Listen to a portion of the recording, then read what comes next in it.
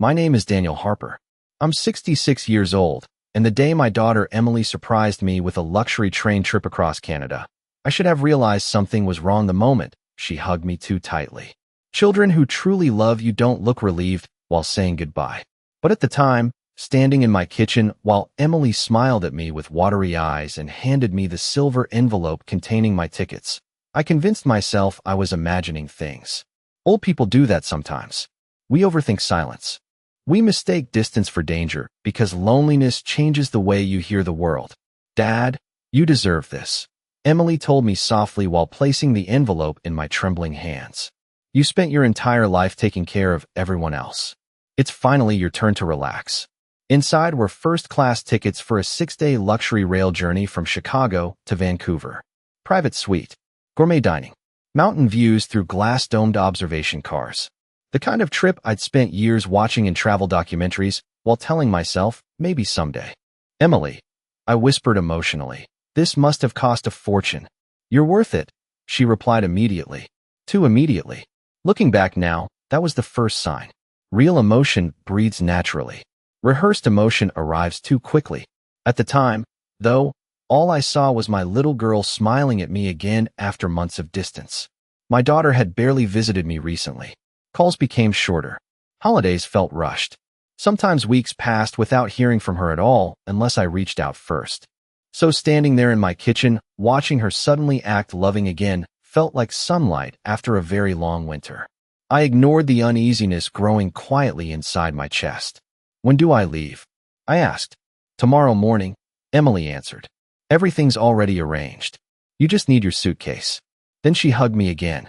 And for one strange second, I felt her shaking slightly. Fear maybe. Guilt. I couldn't tell.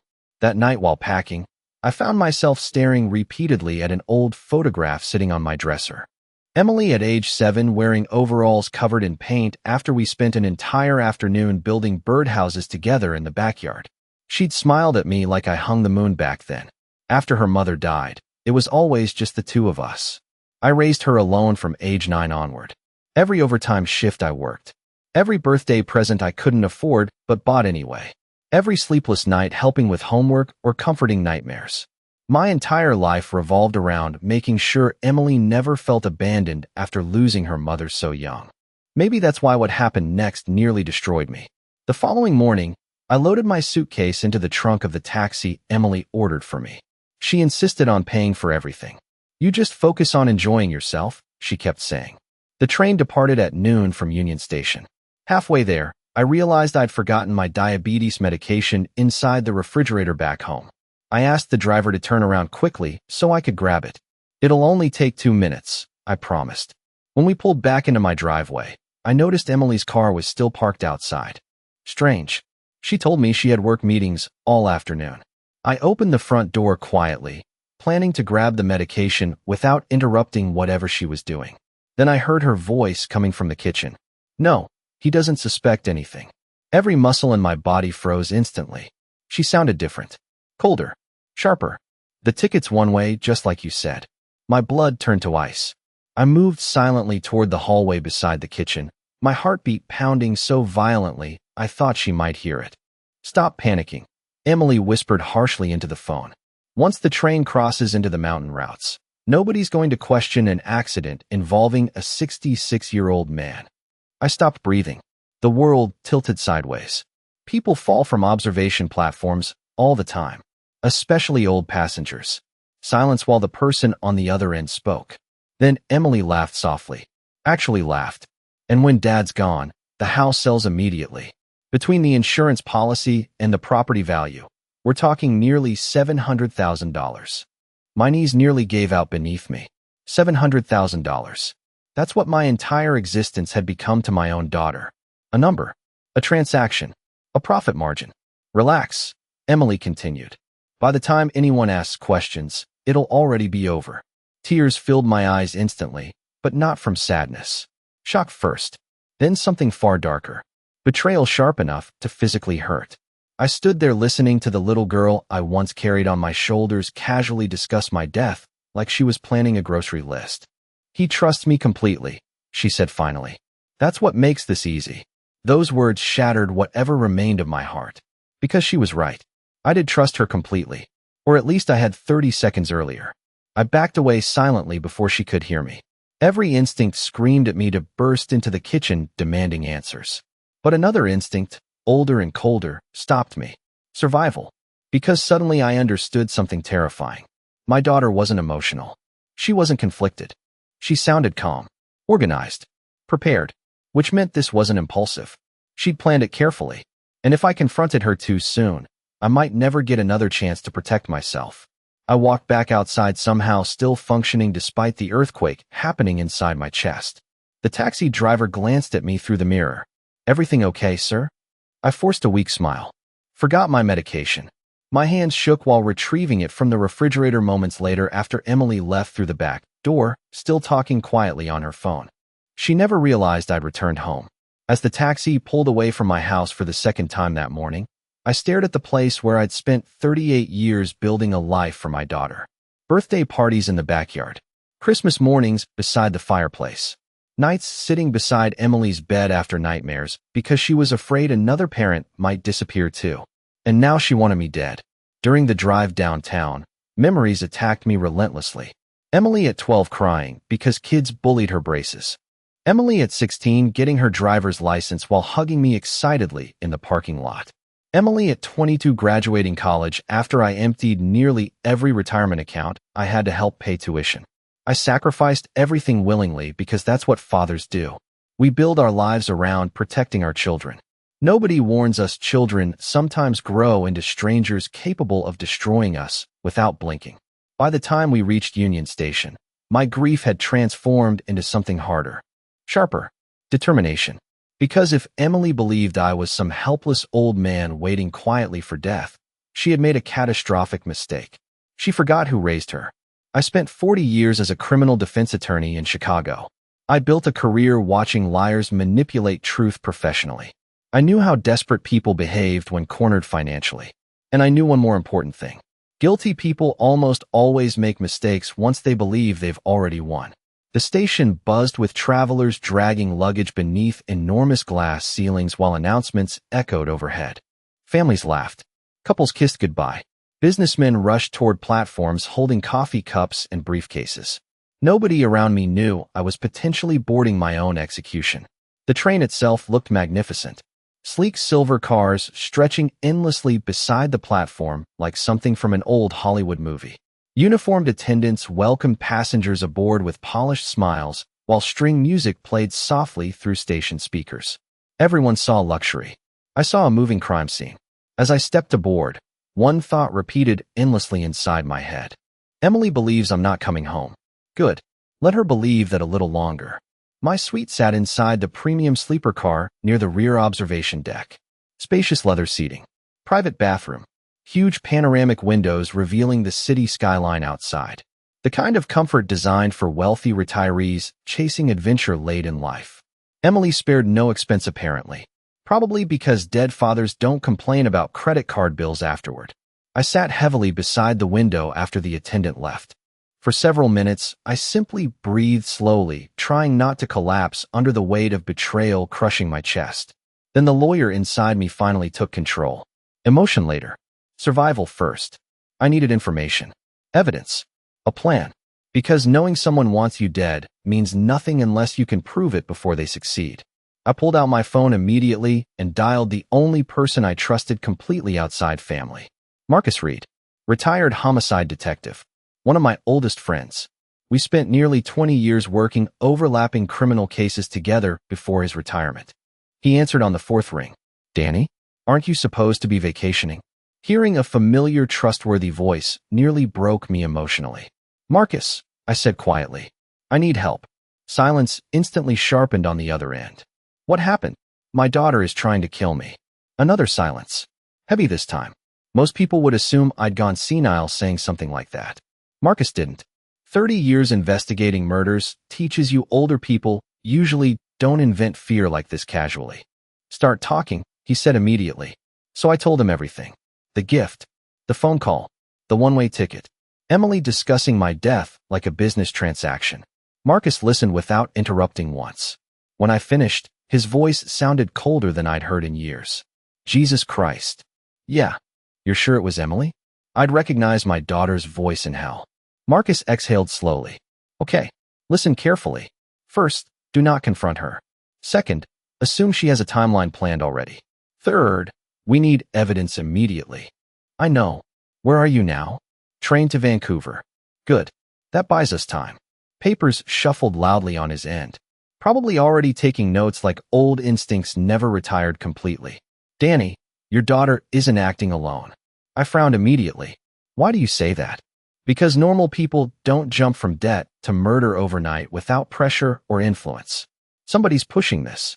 That possibility chilled me worse than the original betrayal somehow. You think there's someone else involved? I'd bet my pension on it. Marcus paused. You still have that old recorder app on your phone? Probably. Good. Every call with Emily gets recorded from now on. Every text gets screenshotted. Every interaction documented. Understood. And Danny, his voice softened slightly. Don't underestimate desperate people, especially family. After hanging up, I stared out the train window while Chicago slowly disappeared behind us. Rain clouds gathered overhead, turning the skyline gray and distant. Somewhere back home, my daughter probably believed I was already halfway toward death, completely unaware her father overheard every horrifying word. For the first time since losing my wife 27 years earlier, I felt truly alone in the world. Then a knock interrupted my thoughts. An older gentleman stood outside my compartment doorway wearing a dark wool coat and holding 2 cups of coffee. Excuse me, he said warmly. The dining car accidentally gave me an extra coffee. Thought maybe another old insomniac could use it. Under normal circumstances, I might have politely declined. But after the morning I'd survived, simple human kindness hit harder than expected. Please, I said quietly. Come in. The man introduced himself as Walter Bennett, 70 years old, retired journalist from Boston traveling across Canada after finishing cancer treatments earlier that year. He had intelligent eyes and the relaxed confidence of someone who'd spent decades studying human behavior professionally. We talked casually while the train rolled westward through endless suburbs and industrial districts. Mostly harmless conversation at first. Travel, weather, aging. But eventually Walter tilted his head slightly while studying me over his coffee cup. You look like a man carrying something heavy. I almost laughed bitterly. Do I? Occupational habit. He smiled faintly. 40 years interviewing politicians teaches you how to recognize fear pretending to be politeness. My chest tightened slightly. Smart man. Maybe I'm just nervous traveling alone. Walter nodded slowly like he heard the lie, but chose not to embarrass me. Well, he said gently, if you ever need another old man to talk to during the trip, I'm in Suite 14 2 cars ahead. Then he stood and headed toward the door before pausing briefly. One more thing, he added casually. Whatever's worrying you, trust your instincts. Old people survive by noticing things younger people ignore. Then he left. I sat there stunned for several seconds afterward. 2 conversations today. 2 older men immediately recognizing something dangerous behind my smile. Maybe age gives us all the same eyes eventually. That evening, as darkness settled outside the train windows and passengers gathered inside the luxury dining car, laughing over wine and expensive meals, my phone buzzed. Emily. I stared at her name across the screen while rage and heartbreak collided violently inside me. Then I answered calmly while discreetly activating the recording app Marcus mentioned earlier. Hi, sweetheart. Dad. Emily sounded perfectly cheerful. How's the trip? Oscar-worthy performance. Beautiful so far. Good. I've been worried about you traveling alone. The irony almost made me choke. That's sweet of you. Have you met anyone interesting? Strange question. My instincts sharpened immediately. A few people. Anyone you're spending a lot of time with. There it was. Fishing. Assessing variables. Emily needed to know whether witnesses existed around me consistently. Mostly just relaxing alone honestly. Good. She replied too quickly. You deserve peace. Silence stretched briefly between us while train tracks hummed beneath the floor. Then Emily lowered her voice slightly. Dad. Yes. You know I love you, right? Pain stabbed through my chest so sharply I nearly dropped the phone. Because part of me still wanted to believe that was true somehow despite everything. Of course, I whispered. Good. Her voice softened strangely. Almost guilty. I just wanted you to know that. Then she hung up.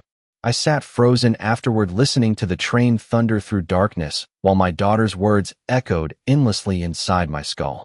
You know I love you, right? Maybe she wanted absolution before murder. Maybe she wanted reassurance. Or maybe somewhere deep beneath greed and desperation, part of her still remembered being the little girl who once painted birdhouses with her father in the backyard. Honestly, that possibility hurt worst of all. I barely slept the first night on the train. Every sound felt dangerous after what I'd overheard in my kitchen. Footsteps outside my suite. Doors sliding open somewhere down the corridor. The metallic groan of the train shifting tracks through the night. Each noise dragged me awake instantly, with my pulse hammering like a warning alarm inside my chest. Around 3 in the morning, I finally gave up pretending rest was possible and walked toward the observation car carrying a blanket and untouched anxiety. Most passengers slept by then. The luxurious train that felt lively during daylight now resembled a ghost drifting silently through endless darkness. The observation car sat nearly empty except for one bartender polishing glasses near the far end and an elderly woman reading beside the panoramic windows. Outside, moonlight reflected faintly across endless forests rushing past. Beautiful, isolated, perfect place for someone to disappear accidentally. That thought wouldn't leave my mind. Every staircase suddenly looked dangerous. Every platform rail seemed too low. Every isolated corridor became a potential crime scene. I hated what Emily's betrayal was turning me into. Suspicious, hyper-aware, afraid of shadows. But fear keeps old men alive longer than pride does. Couldn't sleep either, a familiar voice asked quietly behind me. Walter Bennett approached carrying tea instead of coffee tonight, his silver hair slightly messy like he'd also abandoned sleep hours ago. Train beds aren't as comfortable as the brochures promise, I replied weakly. Walter studied my face carefully before sitting across from me beside the window. No, he said softly. That's not what's keeping you awake. Smart man again. Dangerous how quickly perceptive people noticed something broken inside me now. I considered brushing him off politely. But loneliness combined with terror creates strange honesty sometimes. And after hearing my own daughter casually discuss my death earlier that day, I desperately needed one trustworthy human voice nearby. Walter, I said quietly, have you ever had someone betray you so completely it changed the way you saw your entire life? His expression darkened slightly. My younger brother stole nearly everything from our parents after my father developed dementia. I blinked in surprise. What happened? Walter stared thoughtfully into his tea. I spent years believing blood automatically meant loyalty. A bitter smile crossed his face. Turns out blood just means you share DNA with people capable of disappointing you professionally. I laughed softly despite myself. Then the laughter died almost immediately beneath the weight crushing my chest again. Walter noticed. Who betrayed you? He asked gently. Silence stretched several seconds. Then I made a decision. My daughter wants me dead. Most people would have reacted with disbelief. Walter simply sat very still while the train hummed through darkness around us. You're certain? I heard her planning it. So I told him. Not every detail, but enough. The trip, the phone call, the inheritance money, Emily discussing my death like an inconvenient task she needed finished. Walter listened without interruption, his journalist instincts probably cataloging every word carefully. When I finished, he leaned back, slowly exhaling through his nose. Jesus. Yeah. Do you think she's actually capable of following through? I thought about Emily's voice during that phone call. Calm, organized, emotionless. I think desperation changes people faster than we want to believe. Walter nodded grimly. That's true. He stared out the window thoughtfully for a moment before turning back toward me. You're documenting everything? A retired detective friend told me to. Good. Walter's expression sharpened slightly. Then let me give you another piece of advice from someone who spent 40 years investigating public scandals. He leaned closer, lowering his voice instinctively, even though nobody else sat nearby. People planning crimes always believe they're smarter than everyone around them. That arrogance eventually makes them careless. You think Emily will slip up? Eventually. Walter's eyes hardened. Especially if she thinks you suspect nothing. The next morning the train crossed through Wisconsin under gray skies, while passengers gathered in the dining car for breakfast. I forced myself into routine despite exhaustion. Smile politely. Make small talk. Appear harmless. If Emily truly arranged something on board, I couldn't afford looking paranoid publicly yet. Halfway through breakfast, my phone buzzed again. Emily. I discreetly activated recording before answering. Morning, sweetheart. Hi, Dad. Her voice sounded lighter today. Relaxed. Like someone increasingly confident their plan remained invisible. How's the trip? Beautiful. We crossed the Mississippi at sunrise. That sounds amazing. Brief pause. Are you staying mostly inside the train? There it was again. Subtle surveillance disguised as concern. Mostly. Good. Another pause. Dad, have you gone onto the observation platforms yet? My grip tightened slightly around the phone. Observation platforms. Open-air decks between cars overlooking the mountains later in the route. Easy places for accidents. Not yet. You should, Emily said casually. The views are incredible apparently, especially during mountain crossings. Walter looked up sharply from across the table while pretending to butter toast. He heard enough to understand immediately. Maybe later, I replied carefully. Don't wait too long. Her tone remained perfectly pleasant. The higher routes can get slippery after dark. Then she changed subjects, instantly asking about food and scenery like she hadn't just casually steered conversation toward dangerous train platforms. When the call ended, Walter muttered softly, Jesus Christ. Yeah, she's guiding you toward specific locations. I nodded slowly. Exactly what Marcus suspected. Walter leaned back heavily, rubbing his jaw. Danny, if somebody on board is involved, they're probably waiting for the mountain sections where weather and terrain create believable accident scenarios. I know. Then we need to identify anyone acting unusually around you before then. We spent the next several hours quietly observing passengers and crew throughout the train. Not obsessively, just carefully. Old men become invisible easily in public spaces. People ignore us while talking openly nearby. Useful advantage. Most passengers seemed normal enough. Retired couples, wealthy tourists, families documenting vacations endlessly through phone cameras. But one man kept appearing repeatedly near me throughout the day.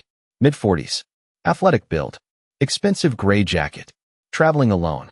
I first noticed him during breakfast, standing near the dining car entrance pretending to check messages while watching me intermittently. Then again near the observation lounge. Later outside my suite corridor despite having no visible reason to be there. Maybe coincidence, maybe paranoia, or maybe not. Walter noticed too eventually. Gray jacket? He asked quietly during lunch. Yeah. Been shadowing your movements since morning. Cold unease spread through my stomach instantly. You think he's connected? I think experienced predators watch before they act. Walter sipped coffee calmly, though tension sharpened his eyes now. And he's definitely watching. That afternoon, I finally received an email from Marcus through the train's painfully slow onboard internet system. Danny dug into Emily's finances already. Worse than expected. She and her husband Ryan owe approximately $430,000 across multiple private lenders and gambling debts. Husband heavily involved in online sports betting. 2 lawsuits pending quietly. Here's the important part. 1 lender connected to organized crime investigations in Nevada. These people don't wait patiently for repayment. Your daughter may not just be greedy. She may be desperate. Call me ASAP when possible. I stared at the screen, feeling physically sick. $430,000. Emily wasn't plotting murder for luxury vacations or designer handbags. She was drowning. And somewhere along the way, instead of asking her father for help, she decided her father's death would solve everything faster. Bad? Walter asked quietly. I handed him the phone silently. He read the message slowly, then exhaled hard. That changes things. How? Because desperation tied to dangerous lenders creates timelines. He handed the phone back carefully. Danny, if these people are pressuring her, she may believe this needs happening soon. My pulse quickened immediately. You think they'll try something during the trip? I think if Emily arranged this carefully enough to buy one-way tickets and discuss accident scenarios, then yes. Walter's jaw tightened. I think somebody expects you not to survive the mountains. Fear hit differently now. Before, Emily's betrayal felt abstract somehow. Horrifying, but distant. Now it felt operational. Active. Moving toward me steadily with every mile of track beneath the train. That evening during dinner, the gray-jacketed man finally approached directly. Mind if I join you, gentlemen? He asked pleasantly while holding a wine glass. Walter and I exchanged quick, subtle glances. Of course. Walter answered smoothly before I could respond. The man introduced himself as Victor Hale from Seattle. Investment consultant. Frequent traveler. Confident handshake. Too confident maybe. People trained to manipulate others always overperform normal friendliness slightly. Victor chatted easily for several minutes, asking harmless questions about travel and retirement. But eventually his attention shifted subtly toward me specifically. First time taking this route. Yes. Beautiful trip. He smiled casually. Though older passengers sometimes underestimate how dangerous the outdoor platforms get during mountain sections. My stomach turned cold instantly. Walter remained perfectly calm beside me. Dangerous how? Victor shrugged lightly. Strong winds. Slippery rails. Couple of years ago, an older man fell during a storm apparently. He sipped wine smoothly. Terrible accident. Every instinct inside me screamed now. This wasn't coincidence anymore. Victor watched my reaction too carefully while pretending casual conversation. He wanted me thinking about accidents. About falling. About vulnerability. Walter leaned back, slightly studying Victor with quiet journalist intensity. Interesting thing to bring up during dinner. Victor smiled faintly. Occupational hazard maybe. I used to work insurance investigations years ago. You hear enough stories, they stick with you. Liar. I could feel it immediately. Real investigators don't casually discuss elderly deaths during dinner with strangers. Victor eventually excused himself politely after another few minutes.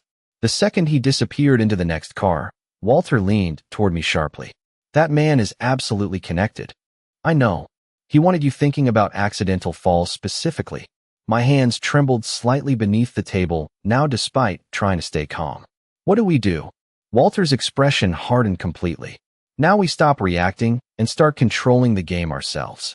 That night inside Walter's suite, we planned carefully alongside Marcus through speakerphone. Marcus agreed immediately after hearing about Victor. Classic intimidation technique, he said grimly. Get targets psychologically prepared for specific accident narrative before attempting anything. Can we prove Victor's involved? I asked. Maybe. Papers shuffled loudly through the speaker. I'm already digging passenger manifests through a contact at the rail company. Walter crossed his arms thoughtfully. We also need Emily talking more explicitly. Marcus agreed instantly. Danny, next time she calls, push emotionally. Make her uncomfortable. Guilty people talk too much when emotions get messy. You want me manipulating my daughter?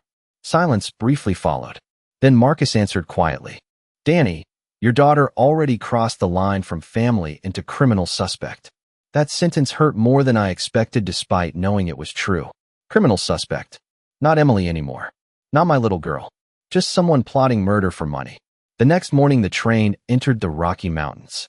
Massive snow-covered peaks surrounded us beneath endless gray skies, while passengers crowded observation areas, taking photographs excitedly. Beautiful scenery. Deadly terrain. Perfect for accidents. Victor appeared twice before noon. Once near the rear observation deck. Again outside my original suite despite nobody using it now except housekeeping. Watching. Waiting. My nerves stretched tighter every hour. Then Emily called again shortly after lunch. This time I decided following Marcus's advice. Dad, she said brightly. Where are you right now? Straight to location immediately. Interesting. Observation lounge. You should go outside, Emily encouraged casually. I saw online the mountain views are breathtaking today. There it was again. Repetition. Direction. Maybe later. Silence. Then Emily sighed softly. Dad, can I ask you something? Anything. Her voice changed slightly now. More emotional. Are you happy? The question caught me off guard completely. What? I mean with your life. Confusion mixed strangely with grief inside my chest. Why are you asking that? Another pause. Then Emily whispered quietly. Because sometimes I think you sacrificed everything for me. Pain hit so suddenly I almost couldn't breathe. For one dangerous second, I heard my real daughter again beneath the manipulation and lies. Emily, you gave up your career advancement after Mom died. You never remarried. You barely traveled. Her voice trembled now. You spent your whole life taking care of me. Tears burned behind my eyes instantly. You were my daughter. Yeah. Tiny broken laugh. That's the problem. Then silence. I realized suddenly she was crying quietly. Real crying this time. Not performance. Emily, I said carefully, whatever's happening. You can still stop. Complete silence answered me. Then her voice returned colder again, like a door slamming shut emotionally. Enjoy the mountains, Dad. Click. She hung up. I sat frozen afterward, staring at snowy peaks rushing past outside the train windows. Walter studied me carefully from nearby. What happened? For a second, my voice cracked slightly. For a second, she sounded like herself again. Walter's expression softened sadly. That's what makes family betrayal different from ordinary evil. He glanced toward the mountains quietly. The person hurting you is still someone you love underneath the horror. That afternoon, everything finally escalated. Around 4 o'clock, while most passengers attended a wine-tasting event near the dining cars, I stepped briefly onto one of the outdoor observation platforms alone. Huge mistake. Wind slammed violently against me the second the exterior door opened. Snow swirled across metal flooring, while mountains towered around us, impossibly close now. Beautiful and terrifying simultaneously. I stayed barely 30 seconds before hearing footsteps behind me. Victor. Of course. Quite a view, he said casually while the train roared through narrow mountain passes around us. Makes you realize how fragile life really is. Every instinct screamed danger immediately. I moved subtly closer toward the platform door. Victor noticed. Smiled slightly. You know, he continued conversationally, people your age really should be careful near railings. Then he stepped closer. Too close. Adrenaline exploded through my chest instantly. Victor, I said sharply, who hired you? His smile disappeared completely. For the first time, I saw the real man underneath the charm. Cold eyes. Empty eyes. You should have just enjoyed the trip, old man. Then he lunged toward me. The world exploded into motion. Years of courtroom instincts and pure survival took over before conscious thought could catch up. The second Victor lunged toward me, I twisted sideways and slammed backward into the observation platform door. The wind howled around us while snow whipped across the metal deck. Victor's hand missed my jacket by inches. His face changed completely now. No friendly smile. No charming traveler routine. Just cold irritation that his target wasn't cooperating. You should have stayed ignorant, he growled. Would have been easier. My heart hammered violently against my ribs. Who hired you? I shouted over the wind. Victor laughed once. Does it matter? Then he moved again. Fast. Much faster than a man his size should have been. But he made one critical mistake. He assumed 66 years old meant helpless. 40 years in criminal defense law taught me something important. Most predators rely on surprise more than skill. Once surprise disappears, they're often far less impressive. I shoved the emergency alarm mounted beside the platform door with every ounce of strength I had. Instantly, a deafening alarm erupted throughout the train.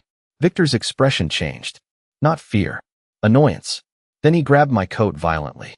The train lurched around a mountain curve at the exact same moment. Both of us stumbled sideways.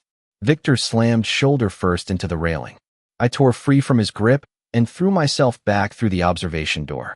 The alarm continued screaming. Passengers stared in confusion from inside the lounge. Help! I shouted. Security. Victor immediately shifted roles.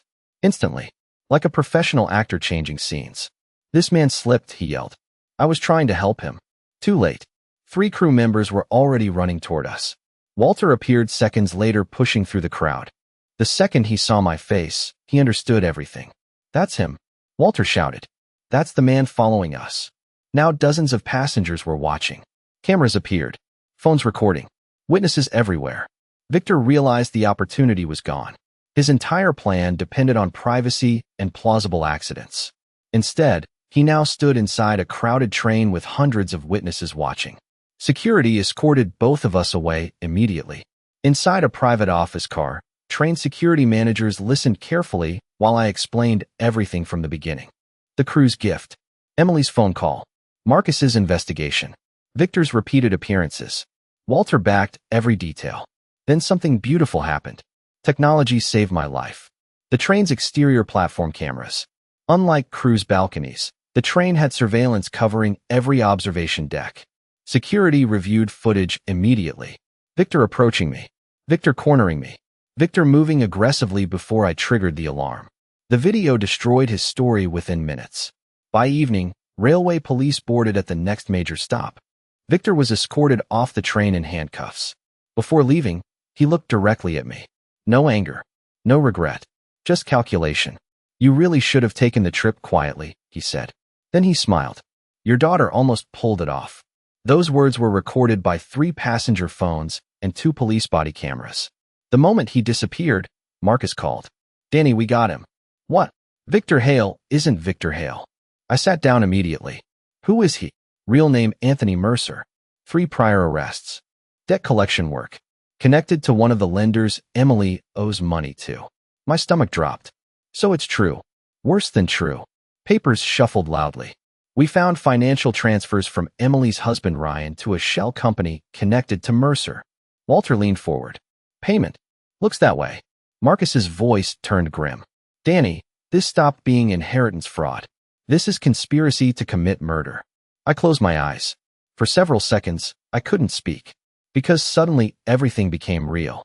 Not suspected. Not feared. Proven. My daughter hadn't just fantasized about my death. She paid someone to help make it happen. That realization hurt more than anything Victor could have done physically. The train completed the rest of the journey under police supervision. News traveled fast among passengers. Most people treated me with incredible kindness afterward. Some brought coffee. Others checked on me constantly. One older woman hugged me while crying because she couldn't imagine her children doing something similar. Walter never left my side. You know, he told me one evening while we watched mountains disappear into sunset. Most people discover who loves them when life gets difficult. He smiled sadly. You discovered who loves you when someone tried killing you. He was right. Because throughout those remaining days, strangers showed me more loyalty than my own daughter had in years. When the train finally arrived in Vancouver, police officers met us at the station. Marcus flew in personally that morning. Seeing my old friend waiting on the platform nearly broke me emotionally. He hugged me hard. You stubborn old bastard, he muttered. You actually survived. Apparently. Marcus handed me a thick folder immediately. Everything's here. Financial records. Wire transfers. Gambling debts. Messages recovered from Ryan's devices. Phone records connecting Emily and Victor. Enough evidence to bury everyone involved. How bad? I asked quietly. Marcus hesitated, then answered honestly. Bad enough that neither of them is walking away from this. 2 days later, everything exploded publicly. Federal investigators arrested Ryan first. His phone contained deleted messages discussing insurance payouts, inheritance calculations, and communications with Victor Mercer. Emily was arrested 12 hours later. When detectives confronted her with the evidence, she broke almost immediately. Not because she felt guilty, because Ryan blamed her first. Typical. People willing to betray family rarely stay loyal to accomplices. The story dominated local news for weeks. Daughter accused of murder for inheritance plot against father. Reporters camped outside my house. Television trucks parked across the street. Neighbors stared every time I left for groceries. Suddenly, everyone knew my business. The worst part wasn't public attention. It was seeing Emily's mugshot online. My little girl. The child who once cried because a wounded bird fell from its nest. The teenager who used to leave handwritten birthday cards on my pillow. Looking at that photo felt like attending a funeral for someone still alive. The preliminary hearing happened 3 months later. I almost didn't attend. Marcus insisted. You deserve to hear the truth directly. So I went. Emily sat at the defense table looking smaller than I remembered. Older somehow. Exhausted. The second she saw me enter, tears filled her eyes. For a moment, I saw my daughter again. Then the prosecutor began presenting evidence. The transfers. The messages. The recorded calls. Victor's testimony after accepting a plea deal. Every horrifying detail laid out publicly. By lunchtime, nobody inside the courtroom doubted what happened. During recess, Emily asked to speak with me privately. Against Marcus's advice, I agreed. We sat in a small conference room alone. The silence between us felt unbearable. Finally, Emily started crying. Real crying. Dad? I looked at her quietly. Why? That single word shattered her. Because there was no good answer. No explanation capable of repairing this. She buried her face in her hands. It started with the debts. $400,000? She nodded. Ryan kept saying we'd fix it. Then things got worse. So you decided killing me was easier. No, she sobbed. It wasn't like that. Then tell me what it was like. Silence. Then the truth emerged. Ugly. Broken. Human. Ryan convinced her gradually. First discussions about inheritance, then insurance, then hypothetical conversations, then desperation. Eventually, morality became negotiable because fear replaced conscience. I kept telling myself we wouldn't actually do it, Emily whispered. Then why buy the ticket? She couldn't answer. Because there wasn't one. Tears streamed down her face. I hated myself every day. Not enough to stop. That landed hard. She looked away immediately. You're right. Several minutes passed before she spoke again. Do you hate me? God help me. That question nearly destroyed me. Because despite everything, despite the betrayal, despite the plot, despite Victor, part of me still remembered holding her tiny hand crossing streets when she was 5 years old. Love doesn't disappear cleanly. That's what nobody tells you. Sometimes it survives even after trust dies completely. No, I answered honestly. I wish I did. Emily cried harder than before. I'm sorry. I know. Can you forgive me? I stared at the daughter I no longer recognized. Then I thought about something Walter told me on that train. Blood doesn't guarantee loyalty, but neither does betrayal erase love entirely. Someday, I said quietly. Maybe. Hope flickered across her face. Then I finished speaking. But forgiveness isn't the same thing as trust. That hope disappeared instantly. Because she finally understood. Some things survive betrayal. Relationships aren't always one of them. The trials concluded 8 months later.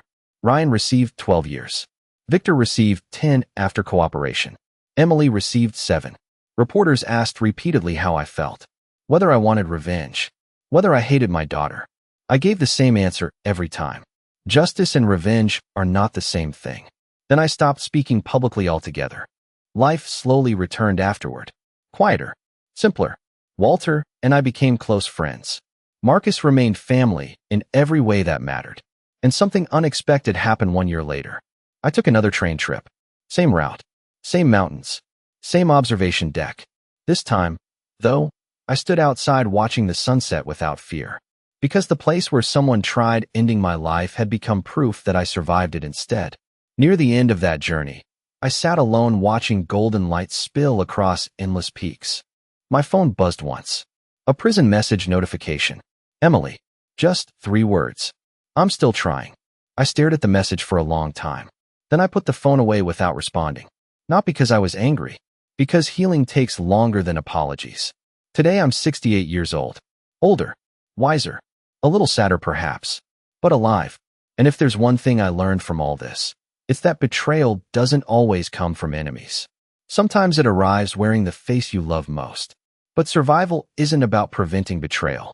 It's about refusing to let betrayal define the rest of your life. My daughter thought she was sending me away forever when she handed me that one-way ticket. She was right about one thing. It was a one-way journey, just not the one she expected.